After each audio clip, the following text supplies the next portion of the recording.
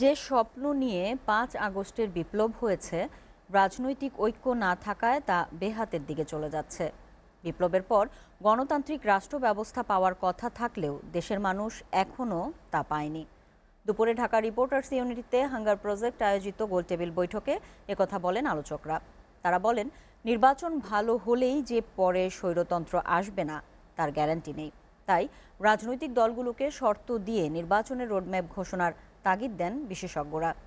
দেখুন হেদায়েতুল্লাহ সীমান্তের প্রতিবেদন। ভোটার সচেতনতা ও নাগরিক সক্রিয়তা কার্যক্রম, রাষ্ট্র সংস্কার ও নির্বাচন শীর্ষক গোলটেবিল বৈঠকের আয়োজন করে দি হাঙ্গার প্রজেক্ট। কোন সংস্কারগুলো অন্তর্বর্তীকালীন সরকার করবে এবং কোন সংস্কারগুলো নির্বাচিত সরকার করবে তা নির্ধারণ। এতে অংশ নিয়ে আলোচকরা বলেন, বিপ্লব পরবর্তী দেশে রাজনৈতিক সমঝোতা না থাকায় ছাত্র জনতার স্বপ্ন বেহাতের দিকে যাচ্ছে। স্বৈরাচারের আমলের অবিচার বন্ধে রাজনৈতিক সমঝোতার বিকল্প নেই বলেও মত দেন তারা। যদি রাজনৈতিক দলগুলোর মন মানসিকতায় পরিবর্তন না আসে, তারা যদি কোনো রকম সমঝোতায় ওইভাবে না পৌঁছেন, তাহলে আপনার ওই সংস্কার সবেই ব্যর্থ হবে। আমরা তো ৫ আগস্টের পর ভেবেছিলাম যে একটা গণতান্ত্রিক রাষ্ট্র পাবো, গণতান্ত্রিক সমাজ পাবো, একটা গণতান্ত্রিক মানুষের মধ্যে গণতান্ত্রিক চেতনা ফিরে আসবে।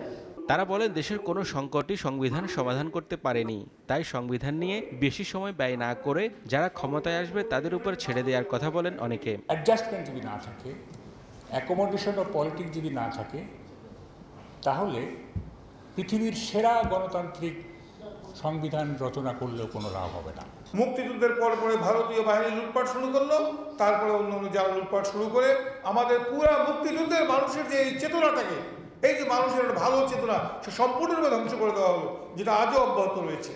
বিশেষজ্ঞরা বলেন, দেশের সংকট সমাধান করতে নির্বাচনের একটি রোডম্যাপ দেওয়া খুব প্রয়োজন। তবে তার আগে নির্বাচিত হলে যেন গণতান্ত্রিক ধারা অব্যাহত রাখে সেই মর্মে রাজনৈতিক দলগুলো থেকে মুসলেকা নেয়ার তাগিদ দেন তারা।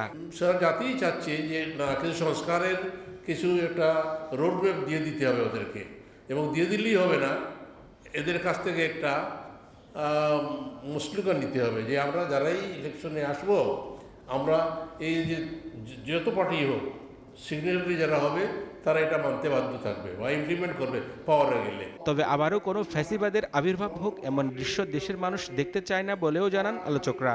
টাকা এবং পেশি শক্তিকে হারিয়ে যোগ্য প্রার্থীরা নির্বাচিত হতে পারে, সেই জন্য ব্যবস্থা করুন। হেদায়েতুল্লাহ সীমান্ত, এসএটিভি, ঢাকা।